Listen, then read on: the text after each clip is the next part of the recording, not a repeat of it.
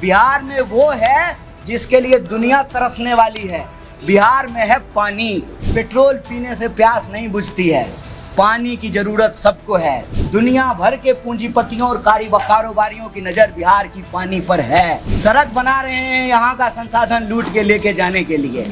आपको क्या लगता है, मखाना पे भाषण लगा दे करके गए हैं प्रधानमंत्री मस्का मार करके? पिछली सरकार तो पिछले कई दशकों से जो है नीतीश जी ही मुख्यमंत्री हैं। जहाँ तक हमको याद है, अगर मैं ठीक हूँ, अगर गलत हूँ तो आप करेक्ट कर दीजिएगा, 2005 में नीतीश जी जो है मुख्यमंत्री बन गए थे। 2000 तो 20 साल हो गया। कौन सी पिछली सरकार? पिछली सरकार अगर आप कह रहे हैं तो आप हमको बता दीजिए कि नेहरू जी के जमाने के बाद कितनी फैक्ट्रियां बिहार में खुली हैं। याद कीजिए, जूट मिल खुला था, कल ही हम समस्तीपुर में थे, तमाम जगह चीनी मिल खुला था। अभी भी चनपटिया का चीनी मिल बंद है, मोतिहारी का चीनी मिल बंद है, और पूरे इलाके में दोनों यूनिवर्सिटी जो है, दोनों ने 3 यूनिवर्सिटी घूम करके आ गए। बिहार यूनिवर्सिटी भी घूम लिए, अब LNMU के इलाके में घूम रहे हैं। एक भी ढंग का लॉ कॉलेज नहीं खुला हुआ। तो यूनिवर्सिटी खोला हुआ कांग्रेस का, फैक्ट्री खोला हुआ कांग्रेस का, बांध बनाया हुआ कांग्रेस का, पुल बनाया हुआ कांग्रेस का, और कांग्रेस का बनाया हुआ पुल आज भी चल रहा है। मैं बेगूसराय से आता हूँ, सिमरिया घाट के बगल में हमारा जो है गाँव है, और आप जो है दरभंगा मधुबनी के लोग कल्पास का मेला करने वहाँ जाते हैं, 1 महीना रहते हैं। अभी भी देखिए राजेंद्र पुल खड़ा है, आज जो पुल बन रहा है वो तो गिर रहा है। तो हमारी जो कांग्रेस की अगर बात कीजिएगा, लोग क्या है ना, देखिए सर, कांग्रेस ना एक उदारवादी पार्टी है।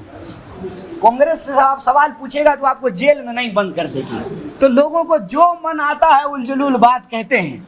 लेकिन आप हमको बता तो दीजिए, जब से कांग्रेस सरकार में नहीं है, फुल फ्लेजेड कांग्रेस की सरकार लास्ट कब थी? 89 में थी। उसके बाद से कितनी फैक्ट्रियां बिहार में खुली है बता दीजिए। मेरे यहाँ एक पेप्सी का फैक्ट्री खुला है, कोई स्थानीय लोगों को रोजगार नहीं मिल रहा है, और खाली पानी का दोहन हो रहा है, बिजली का दोहन हो रहा है, धुइयां हम सूंघ रहे हैं, रोजगार स्थानीय लोगों को नहीं मिल रहा है। हमको बताइए कि पिछले 20 साल में कितनी फैक्ट्री खुली है, कितना यूनिवर्सिटी खुला है, कितना अस्पताल खुला है। लास्ट जो एम्स खुला है वो भी यूपीए का अप्रूव किया हुआ एम्स है। तो आप हमको बता दीजिए कौन सी पिछली सरकार? हम अपनी जिम्मेवारी लेने के लिए तैयार हैं, और अगर हमसे गलती हुई है तो मीडिया के सामने हाथ जोड़ करके माफी मांगने को भी तैयार हैं। लेकिन जो है कौन सौतली पुतौ कोना नहीं खेलेंगे। जो सच्चाई है वो सच्चाई है। किसी भी चाय की दुकान पे जा जाइए, और हम कहते हैं किसी भी विचारधारा के व्यक्ति से बात कीजिए, किसी भी दल के व्यक्ति से बात कीजिए, हर कोई स्वीकार करेगा कि पलायन एक बहुत बड़ा सवाल है। प्रश्न यह है कि कोई ना कोई तो इसकी जिम्मेवारी लेगा, और आज की सरकार नहीं लेगी तो कब तक पिछली सरकार गिनवाते रहिएगा। और हम कहते हैं कि जो सरकार जिम्मेवारी लेगी उसी को हम कुर्सी पे बिठाएंगे, जो जिम्मेवारी नहीं लेगी उसको टाटा बाय बाय कहेंगे। पलायन का बात आपने कहा, तो बिहार में जो चुनाव होगा उस चुनाव में आपकी सरकार आएगी तब ना आप कुछ कर पाइएगा। तो बिहार में जो चुनाव होगा तो क्या रणनीति है आपकी इस बार चुनाव में बिहार को लेकर कांग्रेस की? वो प्रेस जब करेंगे पवन जी आकर के चुनाव पे, तब उस रणनीति के बारे में सीधा सवाल, पलायन आप कैसे रोकेंगे? आपके पास सीधा जवाब, जिस वजह से पलायन होता है उस वजह को रोकेंगे, पलायन रुक जाएगा। पलायन क्यों होता है? पलायन लोग पढ़ने के लिए बाहर जाते हैं, इलाज कराने के लिए बाहर जाते हैं, कानून व्यवस्था की हालत खराब है तो सामाजिक सुरक्षा के लिए बाहर जाते हैं। तीनों चीज आप सुनिश्चित कर दीजिए, पलायन रुक जाएगा। आप अगर यहाँ शिक्षा की व्यवस्था बेहतर कर देंगे तो यहाँ का विद्यार्थी क्यों बाहर जाएगा? फिर पंजाब का विद्यार्थी यहाँ पढ़ने के लिए आएगा।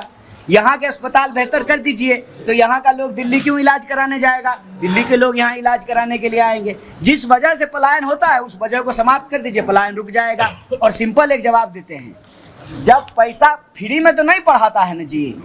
इंजीनियरिंग करने के लिए पूरा देश में जाते हैं तो अपने माए बाप के पैसा से पढ़ते हैं। तो जब इंजीनियरिंग ही पढ़ना है तो मुजफ्फरपुर में क्यों नहीं पढ़ सकते हैं? दरभंगा में क्यों नहीं? मधुबनी में क्यों नहीं? समस्तीपुर में क्यों नहीं? यहीं इंजीनियरिंग का पढ़ाई करेंगे और यहीं कॉल सेंटर खुलेगा, और अमेरिका की नौकरी से तो यहाँ से भी बैठ करके किया जा सकता है। गुड़गांव और बेंगलोर में ही बैठ के करने की क्या जरूरत है?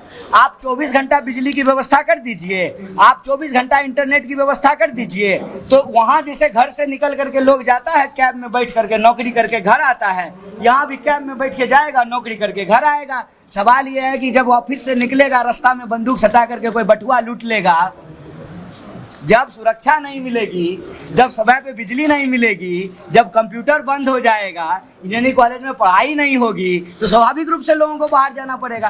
तो जो पलायन का कारण है उस कारण को समाप्त कर दीजिए, पलायन रुक जाएगा। सर, नॉन सीरियस है नीतीश कुमार, ये आरजेडी ने पोस्टर लगाया है, इस पे आपको ये राष्ट्रपति का अपमान के बाद पोस्टर लगाया है, देखिए वो सब बात जो आप कह रहे हैं ना, आपकी जो इच्छा है हम समझ रहे हैं। आप पलायन रोकने की बात करते हैं, रोजगार देने की बात करते हैं, लोगों को सैलरी कहाँ से देंगे, कहाँ से रोजगार उत्पन्न करेंगे, और इनकम ऑफ सोर्स के लिए आप क्या करेंगे कि बिहार की अपनी कुछ इनकम हो, व्यवस्था हो, क्योंकि केंद्र के भरोसे आज भी बिहार सरकार चल रही है, ये भी याद सकते हैं।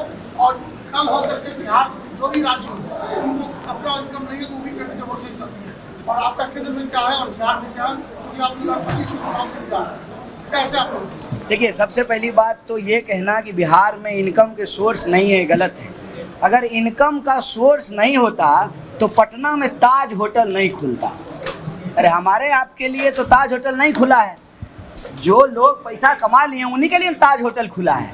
और अभी हम आ रहे थे रास्ते में सर समस्तीपुर से दरभंगा की तरफ, तो बड़ा बड़ा स्कूल खुला हुआ था, जीडी गोयनका और तमाम, तो उसमें जिसके पास पैसा है उसी का बाल बच्चा पढ़ रहा है ना। तो ऐसा नहीं है कि एक क्लास के पास पैसा नहीं है, पैसा है और वो पैसा यहीं कमा रहे हैं।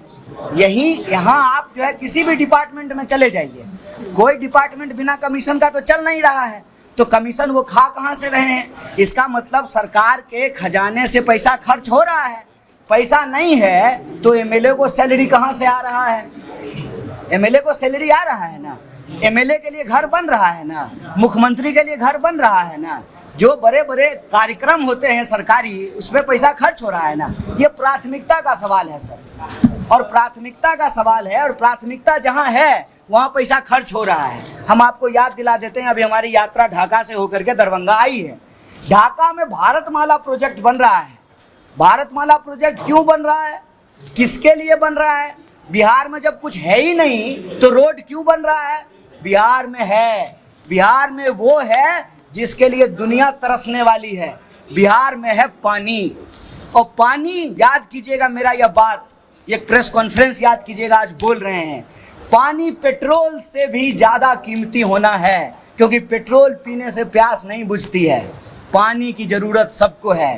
दुनिया में जिस तरह से पानी खत्म हो रहा है, दुनिया भर के पूंजीपतियों और कारोबारियों की नज़र बिहार की पानी पर है। और जब इंडस्ट्रियलाइजेशन होना था तब इंडस्ट्रियलाइजेशन नहीं हुआ है, और जब इंडस्ट्री अब ऑटोमेटिक हो गया है, जहां लोकल लोगों को रोजगार नहीं मिलेगा, तब ये जो है छोटा छोटा यूनिट लेकर के आ रहे हैं ताकि यहाँ के पानी का दोहन किया जा सके। ये जो बड़ी बड़ी सड़कें बन रही हैं हमारे आसपास, हमारे पास तो इनकम ही नहीं है, तो सड़क बना रहे हैं किसके लिए? सड़क बना रहे हैं यहाँ का संसाधन लूट के लेके जाने के लिए। आपको क्या लगता है मखाना पे भाषण लगा दे करके गए हैं प्रधानमंत्री मस्का मार करके? अभी आपने जो है नाम लिया, जहम जहम चरण पड़े, एक बड़ा मशहूर किताब है बुद्ध के बारे में, जहम जहम चरण पड़े गौतम के। ये गौतम बुद्ध की बात नहीं, गौतम अदानी की बात हो रही है। यहाँ के संसाधनों पे नजर है।